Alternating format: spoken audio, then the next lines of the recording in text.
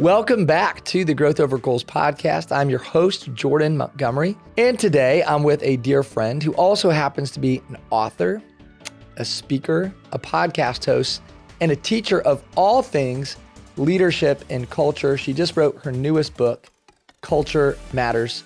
Best-selling author, has become a dear friend. I've crossed paths with Jenni many times. I actually had the fortunate opportunity, Jenni, to be on your show recently. That's and now right. we're going to run this back, little home and away podcast. It's an honor to have you on our show. I'm learning from you. You are a subject matter expert when it comes to this topic of culture. We're talking to both emerging and experienced leaders today about the topic of culture and why it matters with the author who wrote the newest book, Culture Matters. Jenni Catron, welcome to the show. Thanks for being here. Jordan, thank you so much. Always enjoy whenever we get a few minutes to connect and catch up. Such a privilege. So thanks for having me on. Well, I want to point this out about who you are, and I want our listeners to know this. And I saw this the other day, and this kind of quote makes me think of you. In every conversation, you either have something to prove or something to learn. And when I think about Jenni Catron, I'm like, Jenni, is as good as you are, and for as much as you've accomplished, like part of your magic is that you always show up as though you have something to learn.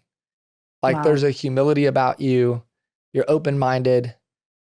You make conversations and interactions very quickly about others. Like you're somebody who understands the ethos of the culture that you create even around yourself, right? Like I think we're all creating a culture around us just individually. And so, for sure. And you've done that, and your culture it's inclusive. It's, hey, I want to be highly relevant. I want to add value. I want to know about you. And so I appreciate your humility. I love the way that you show up in this world. And it's for all those reasons that I'm excited to learn from you today and talk a little bit about why culture matters. So, Jordan, thank you so much. That's super gracious. And really appreciate that. Well, I want to learn, and our audience does too. So I know you had this really unique sort of life experience, and you went through some transition where you got to experience firsthand just the impact of going from great culture to maybe a culture that's not so great. Can we just dive in there? Yeah, for sure. Yeah. This is such a fascinating topic for me, Jordan, even in you know how, and you're an author, so you know this, that a lot of times what you're writing is what you're learning as a leader. And sometimes you're like, gosh, am I even qualified to teach this because I'm so committed to continue learning it? But the genesis of this passion for me around the power of organizational culture was really birthed back when right out of college, I went to work for a record company in Nashville, Tennessee. Now, this was a dream job for me. Like I am wide-eyed kid who is eager to make my mark on the world. And I was born and raised in small town, Wisconsin. So Midwest kid all the way. But I had big city girl dreams. Like I was like, I'm headed to Nashville. I think I was 13 when I declared to my family that I was going to work for a Christian record company, right? I was like, this is what I'm doing. And they're like, nobody's moved away from home. Like nobody moved within like 30 miles of where I grew up. And so they're just thinking she's crazy. But I did, Jordan. I was so just driven. And I went to school in Nashville, got the job at the record company. And it was absolutely an amazing experience. Like, I don't know if everybody gets to say that your first job out of college was like this fantastic experience. But for me, it really was. It was a team that was just on mission together. We were small, we were scrappy, we were a division within a larger, in fact, the largest record company in the world at the time. We were a division of the company. So we were a small team within this much larger corporation. And we had big goals. This was back where, if some of your listeners are fans of Christian music, this was back when DC Talk's Jesus Freak released. And it was one of the records that topped all the charts. Yes. And we were the company that released Jesus Freak. And I started the year Jesus Freak released. So I go into this company and it is mayhem in the best way of like, our goals are audacious. We're growing like crazy. And so you're just in the deep end. And I remember like the president of the company, like kind of just throwing me into big responsibility and saying, hey, here's what you need to accomplish. Here's the expectation. Go make it happen. Let me know if you need me. But what I was so remarkable about that experience was that there was a high belief like incredibly high belief, really clear goals of what we were doing. You had to work with your peers. Like the camaraderie was like, you either were willing to work with everybody or you won't. You weren't going to succeed. Yeah. And I knew how to win. Like I knew how to contribute in a meaningful way. And the byproduct of that over 8 years with that division was I, just had amazing opportunities, literally traveled the world with some of the artists that I got to work with, built some of my best friendships to this day. Like there's a text thread with 3 of my other dearest friends that I met during that era. And we were texting every day, as you do with your closest friends. Yeah. And I was challenged and I was growing and just absolutely thriving. And then 8 years into that experience, they merged us with another division of the company. And overnight, my experience went from amazing to awful. That it went from this place that I couldn't wait to get up. And we worked crazy hours. It wasn't like this was we weren't phoning anything in. This was like intense, engaged, but I loved it and I was absolutely thriving in it. I woke up in the morning and didn't want to drive to work. And I remember being so struck by this, like, I was like, what is wrong with me? Like, what is happening? I remember having conversations with my husband at the time going, I don't know what's happened. Like, cause my job had not changed. My actual title and responsibilities hadn't changed. In fact, the artist roster that I was responsible for, I took with me, but the environment changed. My leaders changed. My team members changed. The culture changed. And I'm not disparaging the people that were a part of that team, but I was dumped into a new culture and expected to figure it out and figure out how to thrive. And I absolutely wasn't. And Jordan, I remember I stayed for about a year at the begging of my former president of the previous division, who said, Jenni, will you give it a year? Will you give it a year? Because he was such a champion of me. Yeah. And out of respect for him, I stayed a year. And I had an opportunity to go work at another organization in town. And I decided it was time to move on. And I remember after that experience, I found myself executive director of a nonprofit in the area. And I thought, I am now in the seat where I am shaping the experience that every team member has. And I never want a person who's on one of my teams to have the experience that I just had. And that was the birth point for me of saying, culture matters. The experience we have is either engaging or it's repelling. Like we're either showing up and bringing our best or we're phoning it in.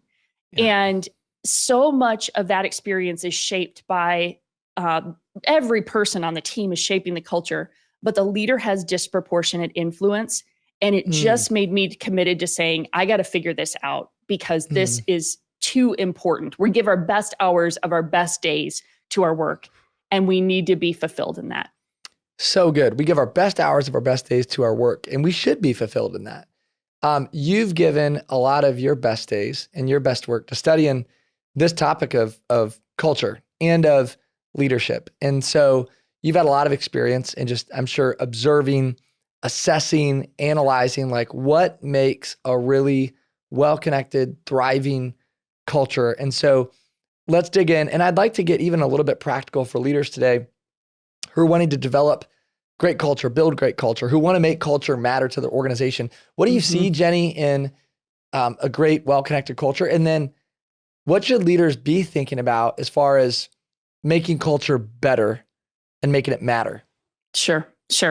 Yeah. And that was the question mark that I had, right? So I knew what I didn't want to create, but I didn't know exactly, okay, how do you do it? What are the ingredients? What does that look like? And so I just began to dig deep, figuring out, okay, what was it? What was behind it? And here's what's surprising about this in the work that I've done over the last couple of decades, Jordan, is that a lot of times we hear the word culture, we think the staff fun days, the perks, we think that stuff, which is a part of culture. In fact, about a decade ago, I lived out in Silicon Valley in Northern California. And I was literally like blocks from Google and Apple and Facebook and all of the tech giants. And this was in the era where they were all kind of competing around all the perks they were providing for their talent. It was like, this place has nap pods, this place has free lunch, this place has this. And which none of those things are bad. But what I found, because this was when I was in the thick of some of this work, what I found was that those things might attract people, but they didn't retain people. And the things that really retained people were much deeper. They were, and they were actually a lot more in our control as leaders. Because I'll work with a lot of organizations. We work with a lot of nonprofits. And I'm like, Jenni, I don't have the budget for all the perks and the frills and the fun stuff. Like we're a nonprofit. We don't have the budget or the margin, or we're a small business. Like, we're keeping the lights on and trying to get this thing off the ground. And what I found was that those things looked flashy from the exterior, but they really weren't at the heart of creating great culture. And and we have a survey that we've used with thousands of leaders, and 66% of the people who have taken our survey, what we found that has the greatest impact on their culture is organizational clarity. Now, what do I mean by that? It's the basics. It's the fundamentals of organizational life. It's things like, is our mission clear? Is our vision clear? Do we have goals that everybody understands and knows specifically what they need to do to help us achieve those goals? Are their personal goals aligned with the organizational goals? Do we have an organizational structure that makes it clear who does what and how we work together and how we all achieve this mission together? Does everybody understand their role and their responsibility? Does every person on the team, are they getting good feedback? Are we doing performance plans and performance reviews? Are we coaching and developing them regularly? Like all what we would say are kind of the fundamentals of organizational life. But what we found is that a lot of leaders assume those things are clearer than they actually are. And that lack of clarity leads to confusion in the organization. And what that confusion does is it erodes trust. So in the work that I've been doing over the last decade or so with the framework that we outline in the book, we've begun to really dig into this relationship between clarity and trust, because every leader wants their team to trust them, right? We all want to be trusted. But what we find is that oftentimes we leave too many things. There's too much confusion. There's too much lack of clarity in the organization on some of the fundamentals. And so what do we do when we lack clarity? We hold back, right? We disengage. But the more clarity I have for all the things I just named, the more confidently I show up as a leader. And so when I'm working with a team on culture, like we go back to the fundamentals. Like, what is our mission, our vision, our values? My definition of culture is who we are and how we work together to achieve our mission. And so getting really clear on that, and then all these other bits of organizational clarity, and all of a sudden you see the trust level start to go up because team members know that's how I succeed here. This is what winning looks like together. Now I can more confidently engage. And so my encouragement to leaders is start with those fundamentals, shore up the gaps in those fundamentals, because those are the things you can control. And then we can move on to some of the things, there's so much we can't control organizationally that needs the trust from our team members for us to lead through. So start with those fundamentals. Well, I love what you said about this idea of getting really clear about what matters and where you're going. And I'm not sure who said it, right? But there's this idea that people trust the clear and they distrust the ambiguous. That's what I feel like you're saying, right? Is like, if you want your people to trust you, you got to be ultra clear on what matters to you and the role that these people play in what matters. That's right. If you were to speak to some emerging leaders, and then we'll go, veteran, experienced leaders who feel like maybe they're more hands-on and controlling what happens with their culture. But, let's talk to a young leader for a second, or emerging leader who feels like, Jenni, I don't even know if I can influence the culture. Like I'm newer to my role. I'm newer to my job. I feel like I'm still sort of working on my influence. I don't even know if I have influence. Like, where does an emerging leader kind of step in to influence culture and play a role in this work? Yeah, I love that question, Jordan, because that's the challenge for most of us. Most of us are somewhere in the middle of the organization trying to figure out, how do I even influence this thing? And my encouragement would be, first of all, one of the truths about culture is that every person on the team is contributing to it, right? The culture is made up of the people that are here assembled right now to achieve this mission. So you are influencing the culture. And the question I would ask you, if you're, that younger leader who's like, where do I even start? How do you think you're influencing the culture? When you think about what you value, what's important to you, are you showing up congruent to those values? And are those values aligned with the overall organization? Like if you're in some place that your personal values are not aligned with the organization, you should reevaluate that to begin with. But let's assume that what's important to you also appears to be important to the organization. Then my question to you would be, are your behaviors consistent with what you value? And are they consistent with what the organization aspires to? Because probably what you're experiencing is there are some great values on the wall in your organization.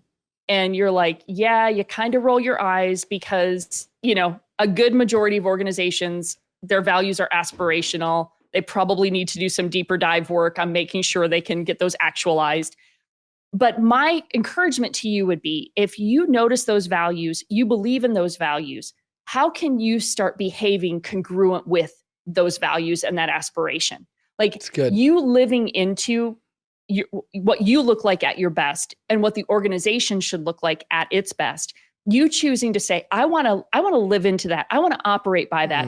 I promise you, you will influence the organization. You will influence the culture positively. I'll have a lot of leaders, and maybe I'm getting a little ahead of you, but I'll have a lot of leaders that maybe are like, I'm not in senior leadership. I have a small team that I'm responsible for.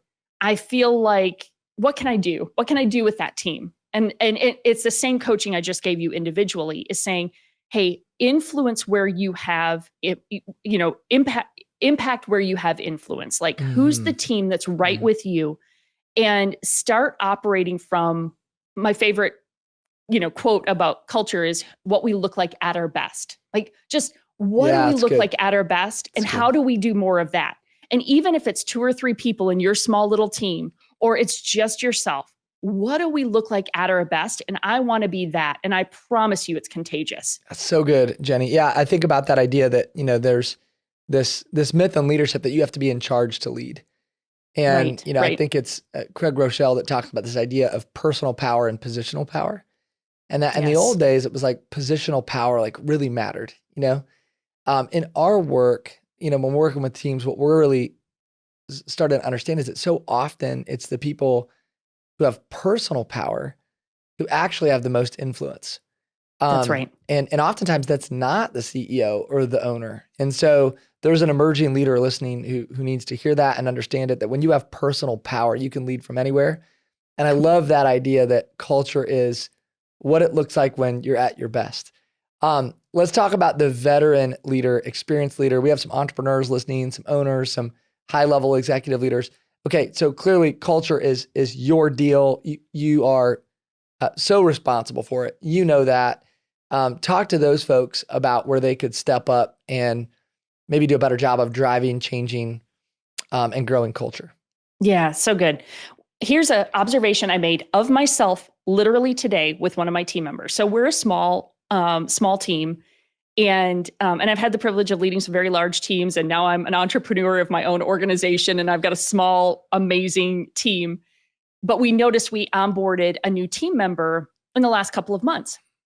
And we recognized my other team member was expressing just, the clarity she's having to provide to this new team member to make sure they understand how we do things, the language we use, like just these nuances of culture that are distinct to us. And she was recognizing, hey, I'm just noticing I'm having to like change and correct and adjust some things. And I said, there's part of our system that has a gap. We haven't clarified some of the things that define our culture. So my encouragement to particularly the entrepreneurs, that leader who's over a division or, the whole organization, whatever the case might be, you intuitively understand your culture.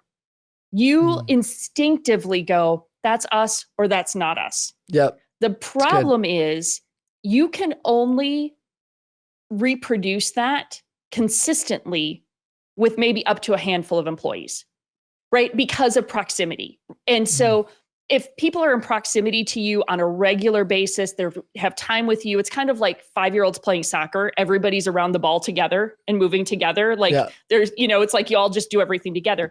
If you're a really small team and you all do everything together, then you could get by with assuming they are catching culture from you, that they're catching who you are and how you work together and what you value. You can, with a few team members, you can make that assumption that they're catching it. I still think it's a little bit risky.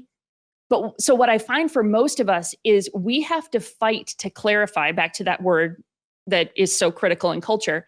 We have to fight to clarify what guides us. What is distinct about our culture? What do I need to make sure that everybody on our team understands and is reproducing? So I'm going to do that by way of clear mission, vision, but goals. And I mentioned values. I mentioned values earlier and kind of made fun of them being on the wall, but not being how we actually operate. I actually think that values are the guiding principles that define everything we do as an organization. Yeah. And we have to do the really, really good work of getting really clear on those values, of saying, what is the value?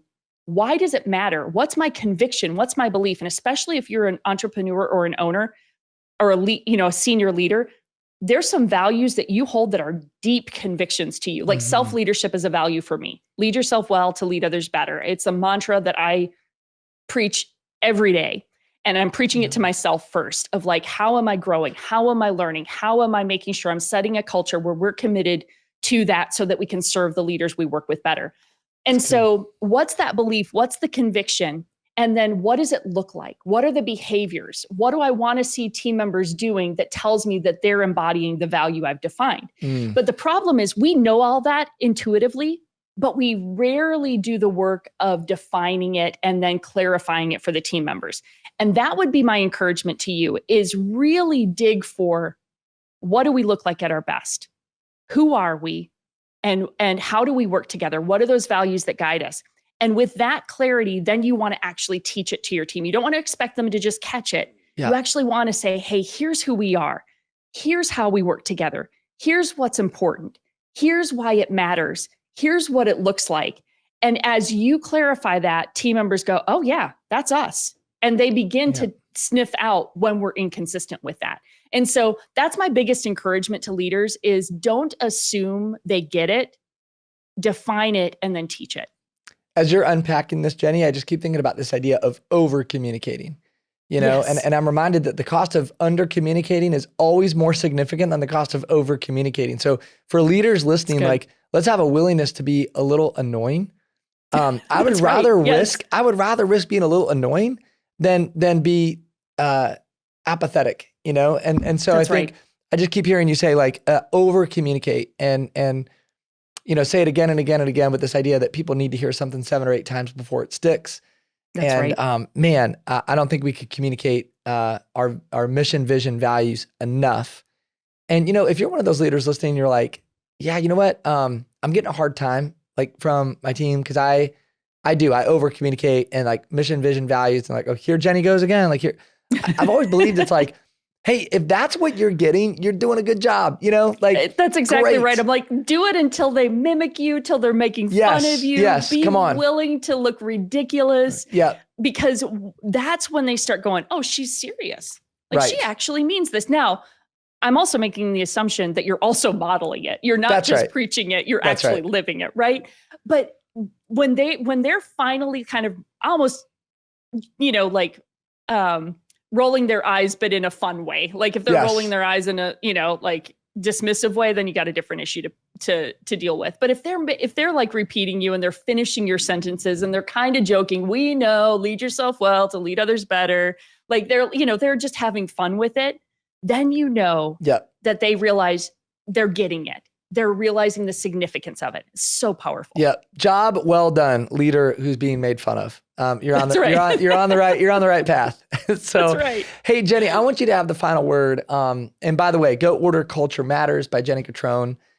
This book I know is going to be helpful to both emerging and experienced leaders. So wherever you sit, you can impact and affect culture. That's right. And Jenni wants to help you do that. Jenni, I think you help the leader go faster, farther. You've been doing that for a long time. Any final words that you want to share with this audience just on this idea of culture and why it matters? Yeah. Well, Jordan, again, thank you for embodying this and believing in it. I think that the heart of culture for me is really that people are the point.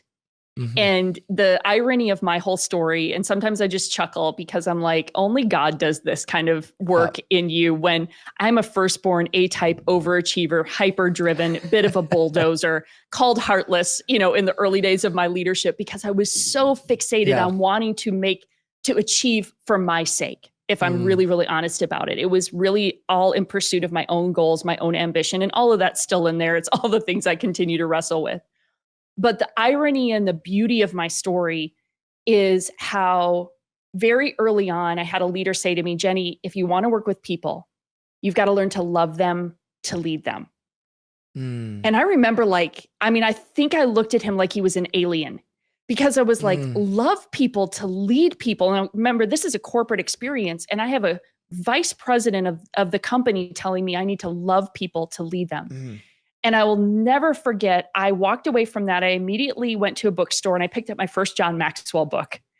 And I devoured it because I was like, I have got to understand what great leadership looks like.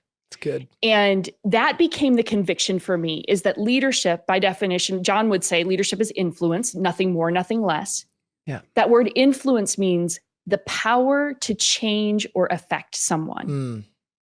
And that phrase stopped me in my tracks because I knew what it looked like. I knew what it looked like when a leader was changing or affecting me because of their influence. And sometimes that was positive and sometimes it was negative, right? So I had leaders in my life who brought out the best of me, and I had leaders in my life who absolutely discouraged me and demotivated me.